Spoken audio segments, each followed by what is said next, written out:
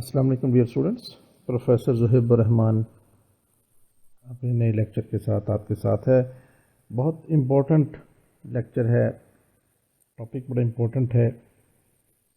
अक्सर dear students अक्सर आप में से स्टूडेंट्स ऐसे हैं जो इस परेशानी का या कन्फ्यूजन का शिकार रहते हैं कि जब वो मोमेंट फाइंड आउट कर लें, मोमेंट फाइंड आउट करते हैं तो उसके साथ सिंबल कौन सा डालें, उसके साथ मोमेंट जो है वो प्लस की आ रही है या माइनस की आ रही है। ये एक कन्फ्यूजन अक्सर रहता है स्टूडेंट्स में, और टीचर्स जो हैं वो उसको अपने अपने तरीके से, बहुत सारे टीचर्स अपने मुख्तलिफ तरीक़ों से इसको क्लियर करने की कोशिश भी करते रहते हैं। बट मेरी आज कोशिश होगी कि इसको एक इस तरीके से आपके सामने पेश किया जाए कि इंशाल्लाह आज के बाद आपको ये कन्फ्यूजन नहीं रहेगी।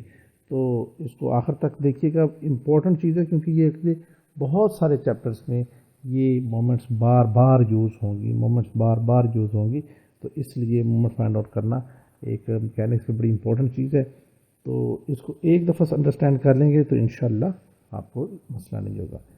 तो इतना तो आपको पता है कि जब भी हम मोमेंट लें और वो आ जाए एंटी क्लॉकवाइज,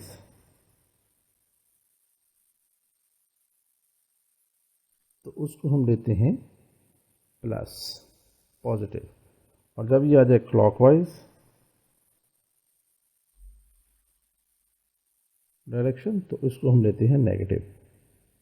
लेकिन अब इसको कैसे याद रखा जाए कि क्या एंटी क्लॉकवाइज पॉजिटिव है या क्लॉकवाइज पॉजिटिव है, ये भी तो बंदा भूल सकता है। तो इससे पहले कि हम ये फाइंड आउट करें कि मोमेंट एंटी क्लॉकवाइज बन रही है या क्लॉकवाइज बन रही है, उससे पहले ये फाइंड याद रखना ज़रूरी है कि एंटी क्लॉकवाइज अगर बन जाए तो क्या उसके साथ सिंबल कौन सा आएगा। तो आइए मैं आपको सबसे पहले ये बता दूं कि एंटी क्लॉकवाइज के साथ पॉजिटिव क्यों है और क्लॉकवाइज के साथ नेगेटिव क्यों है। बहुत आसान है, ये हम एक दफ़ा समझ लेंगे तो कोई मसला नहीं होगा। देखिए, बड़ी सिंपल सी और नॉर्मल सी बात है, हम बचपन से पढ़ते आ रहे हैं। ये मैंने एंगल ड्रॉ किया, कोई ऐसी नई साइंस नहीं बताने जा रहा मैं। ये एक हमने एंगल ड्रॉ किया और मैं यहाँ से एक और भी ड्रॉ कर देता हूँ। ठीक है जी, ये हमने एक एंगल ड्रॉ कर लिया।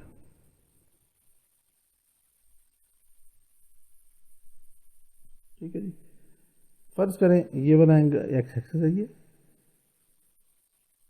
और ये एंगल बन रहा है 30 डिग्री, और ये एंगल जो है नीचे, जो मैं इसको येलो से डिनोट कर देता हूँ, चलें, ये भी एक एंगल है और ये बन रहा है 330 डिग्री। तो फिर सवाल ये पैदा होता है कि व्हाट इज दिस एंगल, ये क्या होगा। देखिए, इतना तो हमें पता है, ये वाला जो एंगल होता है, ये जैसे मैं अब ग्रीन से शो कर रहा हूँ, ये सारे का सारा क्या होता है, यहाँ तक ये होता है 360 डिग्री। अब ये 360 डिग्री ग्रीन वाले में से अगर हम ये येलो वाला 330 निकाल दें तो हमारे पास ये एंगल आ जाएगा। यानी 360 में से 330 हमने माइनस कर दिया तो हमारे पास एंगल ये वाला निकल आएगा 30 डिग्री। कोई ऐसी बड़ी साइंस वाली चीज़ नहीं है इसमें, आप बिल्कुल इससे इत्तेफाक कर रहे होंगे। लेकिन अब सवाल ये है कि ये एंगल ऊपर जा रहा है, ये भी 30 डिग्री, और ये एंगल नीचे आ रहा है, ये भी 30 डिग्री, ये कैसे हो सकता है। तो याद रखें स्टूडेंट कि जब भी ये वाला एंगल ऊपर की तरफ होगा ये पॉजिटिव होगा, और जब भी एंगल नीचे की तरफ आएगा तो ये नेगेटिव होगा। -30 डिग्री जो है वो याद रखें, -30 डिग्री और 330 डिग्री ये दोनों बराबर होंगे, क्योंकि ये इधर से 330 बन रहा है तो और ये इधर से -30 बन रहा है। चीज़ वही है ये वाली, जो कि बराबर है दोनों। बचपन से हम पढ़ते आ रहे हैं, जब भी हमने एंगल लेना होता है इस तरीके से, इस तरफ जाएं तो ये प्लस में होता है, और यहाँ से इस तरफ आए तो ये नेगेटिव में होता है। और हम जानते हैं कि ये नेगेटिव पॉजिटिव होगा तो ये एंटी क्लॉकवाइज होगा, नेगेटिव होगा तो ये क्लॉकवाइज होगा। दूसरे लफ्ज़ में ये क्लॉकवाइज होगा तो इसके साथ नेगेटिव साइन, ये एंटी क्लॉकवाइज होगा तो इसके साथ पॉजिटिव साइन आएगी। आई होप कि अब ये चीज़ आपको नहीं भूलेगी कि क्लॉकवाइज के साथ हमेशा नेगेटिव क्यों होता है, क्योंकि एक्स एक्सेस से नीचे जब भी हम जाएंगे तो हम नेगेटिव एंगल लेते हैं, इस तरफ हम जाते हैं तो हम हमेशा पॉजिटिव एंगल लेते हैं। जैसे ये है, इस तरफ जाएंगे तो ये 60 बन जाएगा, यहाँ पर सीधा जाएंगे तो ये 90 बन जाएगा, और ये सारे क्या होते हैं, ये पॉजिटिव एंगल होते हैं। और जैसे जैसे हम नीचे की तरफ आते हैं तो ये सारे के सारे नेगेटिव एंगल्स बनते हैं। नेगेटिव के साथ यानी क्लॉकवाइज के साथ नेगेटिव, एंटी क्लॉकवाइज के साथ पॉजिटिव।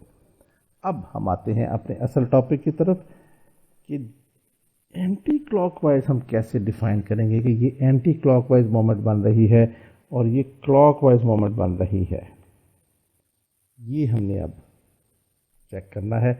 जब हमें ये पता चल जाएगा कि अच्छा ये क्लॉकवाइज बन रही है, उसके साथ हम नेगेटिव साइन लगा देंगे। जब हमें पता चल जाएगा कि यहाँ पे मोमेंट एंटी क्लॉकवाइज बन रही है तो उसके साथ हम पॉजिटिव साइन लगा देंगे। तो एक्चुअली हमारा टॉपिक ये है कि कैसे हम फाइंड आउट करें कि मोमेंट हमारी एंटी क्लॉकवाइज डायरेक्शन में है या क्लॉकवाइज डायरेक्शन में है। तो इसके लिए मैंने एक यहाँ पे मैं कॉपी कर देता हूँ, ये एक स्क्वायर बोर्ड लिया हुआ। ये एक एक्चुअली क्वेश्चन है जो आगे एक्सरसाइज में आएगा भी, बड़ी क्लासिक एग्जांपल है, इस वजह से मैंने इसको आपके लिए यहाँ पे रखा है। और इसके ज़रिए हम फाइंड आउट करेंगे कि डायरेक्शन कैसे फाइंड आउट करती है, एंटी क्लॉकवाइज या क्लॉकवाइज। तो फर्ज करें कि यहाँ पे ये हमारे पास ए बी सी डी ये 4 कोने हैं, और यहाँ पे ए बी के अलॉन्ग हमारे पास F1 फोर्स है, बी के अलॉन्ग F2 फोर्स है, और सी ए के अलॉन्ग F3 फोर्स है। ये 3 फोर्सेस एक्ट कर रही हैं। हम इनकी मोमेंट्स फाइंड आउट करेंगे with respect to A, with respect to B और विद रिस्पेक्ट टू डी। इन तीनों के जरिए 3 दफ़ा करेंगे तो हमें इंशाल्लाह कॉन्सेप्ट बहुत अच्छा क्लियर हो जाएगा। वैसे तो एक दफ़ा से भी हो जाएगा, लेकिन मैंने जानबूझ के 3 रखा है ताकि आपका कॉन्सेप्ट पूरी तरह क्लियर हो। ये ए बी डी मैंने इसी पर्पज़ के लिए दूर रखे हुए हैं, क्योंकि यहाँ पे मुझे कुछ चीज़ ड्रॉ करनी है, तो इसलिए ये अपने पॉइंट से ज़रा दूर बनाए हुए हैं। तो आइए सबसे पहले हम करते हैं taking moment about point A. Taking moment, remember, of all forces, ये नहीं कि सिर्फ एक forces, of all forces about point A. तो इस पॉइंट पे हमने मोमेंट लेनी है। इस पॉइंट में से देखिए ये फोर्स F1 यहाँ से आ रही है और इधर जा रही है, ये इस पॉइंट ए में से पास कर रही है। ये F3 फोर्स है, ये भी इस पॉइंट ए में से पास कर रही है। सिर्फ ये एक पॉइंट है, फोर्स है F2, जो इस पॉइंट ए में से पास नहीं कर रही। तो हम जानते हैं कि मोमेंट का फॉर्मूला क्या होता है, G is equal to, moment किसके बराबर होती है, मैं आपको फॉर्मूला बता देता हूँ फिर। फोर्स होती है और मल्टीप्लिकेशन बाय डी, और डी यहाँ पे क्या है, perpendicular distance of that particular force. ठीक है जी। तो यहाँ पे मोमेंट को मैं जी से डिनोट कर रहा हूँ। फोर्स पहली है F1 और इसका इंटू डी आ जाएगा, प्लस दूसरी force F2 into D, plus तीसरी फोर्स F3 इंटू डी। ठीक है जी। अब देखिए F1 उसी तरह आ गया फोर्स, और इसका डिस्टेंस फ्रॉम पॉइंट ए क्या होगा, 0 है, क्योंकि इसी में से पास कर रही है तो डिस्टेंस तो कोई नहीं है इसका, तो डी यहाँ पे क्या जाएगा, 0 हो जाएगा। इसके बाद आप देखें प्लस, मैं F3 की तरफ जाता हूँ क्योंकि ये भी ए में से पास कर रही है फोर्स, ठीक है जी। तो इसका डिस्टेंस भी कोई नहीं है, ये हो जाएगा 0 और पीछे रह जाएगा प्लस F2, ये वाली फोर्स, और इसका परपेंडिकुलर डिस्टेंस D, जो कि इसका देखें ये पॉइंट A है, ये पॉइंट O है। सिर्फ ये एक ऐसा पॉइंट है जहाँ पे इनके दरमियान 90 का एंगल बन रहा है। दूसरे लफ्ज़ों में ये पॉइंट O से लेके A तक ये इसका परपेंडिकुलर डिस्टेंस है। तो यहाँ पे हम लिख लेंगे FOA।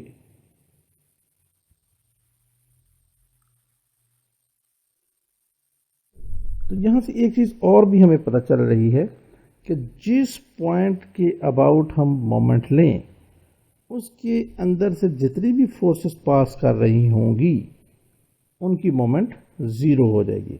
ये आप देखें, F3 इंटू ज़ीरो ये ज़ीरो के बराबर, F1 इंटू ज़ीरो ये ज़ीरो के बराबर, पीछे सिर्फ ये रह गया F2 इंटू ए, OA।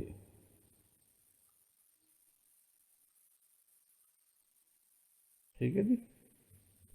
तो आइंदा के लिए अगर मैं इस तरह डायरेक्ट भी ज़ीरो लिख सकता हूँ फिर भी ठीक होगा, और ना इसी तरह पूरा F2 इंटू डी फिर यहाँ पे ज़ीरो, यहाँ पे ज़ीरो लिखें फिर भी ठीक है। लेकिन कॉन्सेप्ट के लिए याद रखें कि जिस पॉइंट के अगेंस्ट, जैसे इस केस में ए था, आप मोमेंट लें, उसमें से जितनी फोर्सेस पास कर रही होंगी उनका मोमेंट ज़ीरो होगा।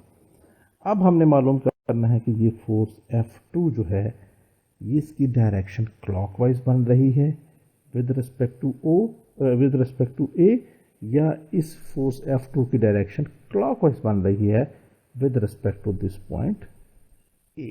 ये अब हमें चेक करना है, जो कि एक्चुअली इस लेक्चर का एक्चुअल टॉपिक भी है। तो मैं इसके लिए क्या करता हूँ कि यहाँ पे फर्ज कर लेते हैं ये एक ना सिक्का है, कॉइन है, कुछ भी कह लें आप इसको, ये ड्रॉ कर देता हूँ, इसके ऊपर रख देता हूँ पॉइंट ए के ऊपर। ठीक है जी। और ये देखिए अब ये फोर्स जो है ना ये जा रही है, ये तो इसमें से पास कर रही है, ये भी इसमें से पास कर रही है, इनकी तो बात ही खत्म हो गई। हमने सिर्फ अब इस पॉइंट F2 को कंसिडर करना है। ये फोर्स यूँ जा रही है, ठीक है जी। मैं इस फोर्स को उठा के इधर लाना शुरू कर देता हूँ इस तरफ। जब मैं इधर लेके आता हूँ तो क्या होगा, ऐसे ये इधर चली जा रही है, ठीक है जी। मैं इसको मज़ीद उठा के इधर ले आता हूँ, ठीक है जी। तो ये ऐसे चल रही है। रिमेंबर ये बिल्कुल पैरेलल में होनी चाहिए इस फोर्स से, जो एक्चुअल फोर्स है। मैं इस फोर्स को उठा के इधर ले आया, ऐसे जा रही है। मैं इस फोर्स को उठा के यहाँ पे रखता हूँ। ये एक दफ़ा की एक्सरसाइज समझने की ज़रूरत है।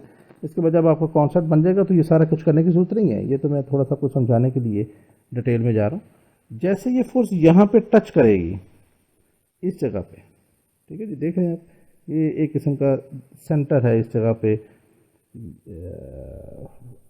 इस कॉइन का। तो ये कॉइन किधर मूव करेगा, ऑफ कोर्स इधर सेंटर में लगी तो ये इस तरफ को मूव करना शुरू कर देगा, ऐसे ही है। लेकिन अगर हम ये देखें, ये फोर्स, मैं अगर इन तीनों को मिटा दूं, ये जो फोर्स थी ये वाली, इसको नीचे लाते लाते लाते मैं यहाँ पे पहुंचा, और यहाँ पे जाके ये इस फोर्स ने इसको टच किया। ऐसे आ रही थी ना फोर्स, इसको मैं उठा के इस तरह लेके आया, बिल्कुल इस फोर्स के पैरेलल में जो एंगल बन रहा है वही एंगल यहाँ पे होना चाहिए, पैरेलल फोर्सेस होनी चाहिए दोनों। ये फोर्स समझे कि ये जो रेड में है ये यही F2 है, इसको यहाँ से उठा के यहाँ में ले आया, और जैसे ही ये फोर्स इस जगह पे इस कॉइन के साथ टच करेगी, तो अब आप ज़रा मुझे बताएं कि एक कॉइन किस तरफ मूव करेगा, ऊपर जाएगा, नीचे जाएगा, इस तरफ राइट पे जाएगा, या इस तरफ जाएगा। ऑफ कोर्स जैसे ये फोर्स यहाँ पर टकराएगी तो ये कॉइन जो है वो इस डायरेक्शन में मूव करना शुरू कर देगा, और जैसे ही ये इस डायरेक्शन में मूव करेगा तो ये डायरेक्शन आपने देख ली, ये डायरेक्शन क्या बन रही है, ये बन रही है एंटी क्लॉकवाइज।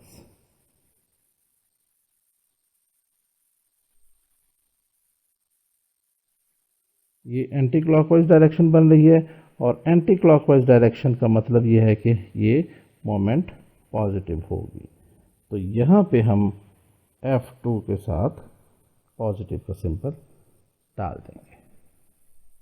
आई होप कि अब आपको ये चीज़ समझ में आ गई होगी कि यह जैसे ही ये इस तरह की सिचुएशन होगी, क्योंकि ये हमने ऊपर पढ़ लिया है कि एंटी क्लॉकवाइज होगी तो उसके साथ पॉजिटिव आएगा। अब आप अगली चीज़ देखिए, प्लीज़ इसको कंटिन्यू करें, आपका कॉन्सेप्ट बन जाएगा। मैं आपको बता रहा हूँ, अगर अभी भी आपका नहीं बना इसको स्किप मत कीजिएगा। मैं अब मोमेंट लेता हूँ अबाउट पॉइंट बी, ठीक है जी। मैं लिखता हूँ now taking moment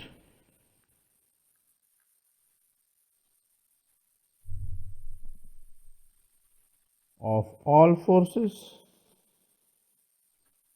about point B. अब मैं इस पॉइंट के ऊपर एक सिक्का ड्रॉ करता हूं।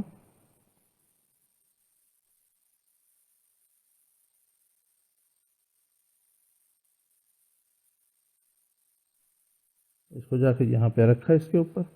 अब आप देखें इसमें से कौन कौन सी फोर्सेस पास कर रही है। F1 इस पॉइंट बी में से पास कर रही है, इसकी मोमेंट ज़ीरो हो जाएगी।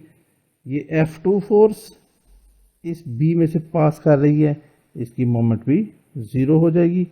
सिर्फ ये फोर्स रह जाती है F3, ये इसके अंदर पास नहीं कर रही। इस F3 की मोमेंट हमने फाइंड आउट करनी होगी। तो इस केस में क्या हो जाएगा, इसको चलिए हम G1 कह देते हैं, अब हम कह देते हैं G2।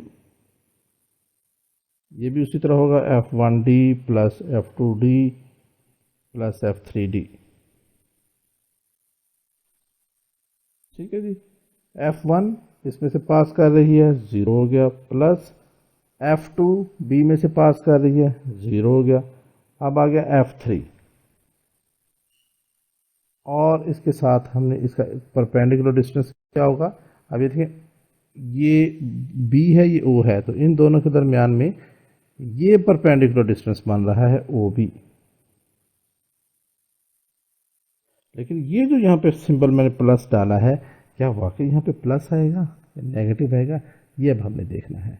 जैसे हमने देखा, ये देखिए ये फोर्स चल रही है ये।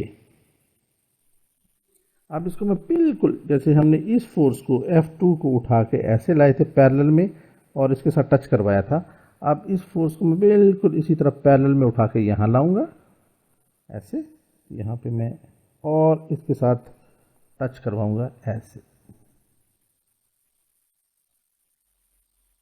ये। और फर्ज कर लें कि ये फोर्स जो है वो बिल्कुल इसके पैरेलल में है। अगर ड्रॉ करने में मुझे कुछ प्रॉब्लम हो जाए तो उसके लिए सॉरी। तो अब आप देखिए कि जैसे ये फोर्स इस जगह पर टकराएगी तो ये कॉइन किस तरफ मूव करेगा। ऑफ कोर्स ये पॉइंट इस डायरेक्शन में ही मूव करेगा, बट इट्स वेरी नेचुरल। इधर से फोर्स लगेगी तो ये इस तरफ मूव करेगा, इधर से फोर्स लगेगी तो ऑफ कोर्स ये इस तरफ मूव करना शुरू कर देगा क्लॉकवाइज डायरेक्शन में। लेकिन इस केस में क्या है कि जैसे ही ये वाली फोर्स F3, ये भी एक किस्म की F3 फोर्स ही है जिसको मैं इसके पैरेलल में ले आया हूँ, और जैसे ही इसके साथ टकराएगी तो ये क्लॉकवाइज डायरेक्शन में घूमेगी, सॉरी एंटी क्लॉकवाइज डायरेक्शन में घूमेगी। और इसके साथ आप लिख लें एंटी क्लॉकवाइज, और एंटी क्लॉकवाइज का मतलब है कि इसकी डायरेक्शन होगी पॉजिटिव। तो यहाँ पर भी ये पॉजिटिव ही रहा, इसको हम लिखेंगे प्लस F3OB। प्लस ना भी लिखें तो अंडरस्टूड है, ये ऐसे आ जाएगा। बात समझ में आ गई। तो इस तरीके से आपने एक, अब मैं आखिरी पॉइंट देखता हूं, क्योंकि आखिरी पॉइंट में हमें उम्मीद है कि क्लॉकवाइज डायरेक्शन भी आनी चाहिए, तो मैं इधर ही इनको मिटा देता हूं,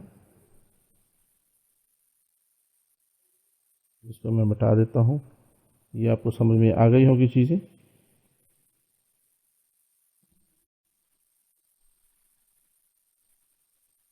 और अब मैं यहाँ पे लिखता हूँ taking moment about D, taking moment of all forces about D. अब आप देखिएगा इस फोर्स, यहाँ पे मैंने ड्रॉ कर दिया एक इस का कॉइन, कुछ भी कह रहे हैं आप, सर्कल कह रहे हैं, कुछ भी कह रहे हैं। अब आप देखें इसमें से कौन कौन सी फोर्सेस पास हो रही हैं। F2 इसमें से पास हो रही है, लेकिन F3 यहाँ से जा रही है, F1 इधर से जा रही है। तो F2 तो हो जाएगा 0, लेकिन F3 और F1 ये हमने अब फाइंड आउट करने के, ये with respect to this D क्या ये क्लॉकवाइज डायरेक्शन में मोमेंट है या एंटी क्लॉकवाइज डायरेक्शन में मोमेंट है। तो हम लिखते हैं G3 is equal to F1D plus F2D plus F3D,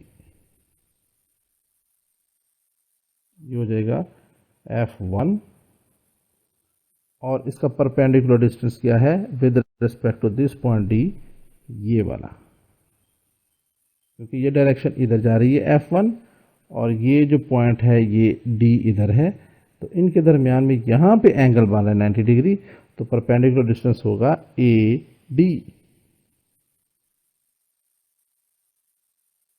और फिर यहाँ पे मैं अभी इनके ऊपर वो सिंबल नहीं डाल रहा, F2, सॉरी हाँ F2 की बारी आ गई, और D यहाँ पे क्या होगा, F2 इसी में से पास कर रही है तो वो 0 हो गया, प्लस F3, ये देखिए ये फोर्स है F3 और ये पॉइंट है O, तो ये वो पॉइंट है जहाँ पे इनके दरमियान एंगल क्या बन रहा है 90 डिग्री, तो इसका परपेंडिकुलर डिस्टेंस होगा OD। तो ये तो हो गया 0। अब हमने देखना है F1 इंटू AD, और यहाँ पे आ जाएगा F3 इंटू OD, यहाँ पे प्लस आएगा, यहाँ पे प्लस आएगा या माइनस आएगा, ये अब हम चेक करते हैं। अब आप देखें F1 पॉइंट है हमारे पास, अब विद रिस्पेक्ट टू D ये वाला, मैं इस फोर्स को क्या करता हूँ बिल्कुल पैरेलल में उठा के यहाँ ले आता हूँ और यहाँ से एक लाइन ड्रॉ करता हूँ, ये वाली फोर्स ये ऐसे आ जाएगी, ठीक है जी, इसी के पैरेलल में। तो जैसे ही ये फोर्स आपने उधर से ये उठानी है जिधर से फोर्स डायरेक्शन की फोर्स हो, डायरेक्शन होगी फोर्स की, तो आपने उठा के यहाँ पे लाए, और जैसे ही इसके साथ टकराएगी तो ऑफ कोर्स ये कॉइन जो है वो इस डायरेक्शन में मूव करेगा। This is still anti clockwise direction, और एंटी क्लॉकवाइज का मतलब क्या हुआ, ये प्लस में होगी, तो इसके साथ हम लिख देंगे प्लस साइन F1 के साथ।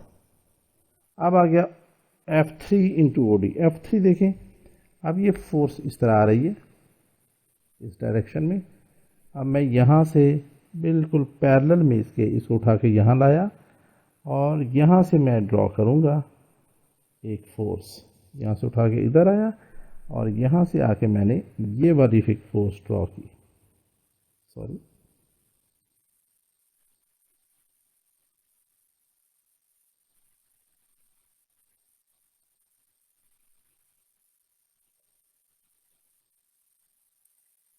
यहाँ से मैंने इसको एक फोर्स ड्रॉ करता हूँ, ये सॉरी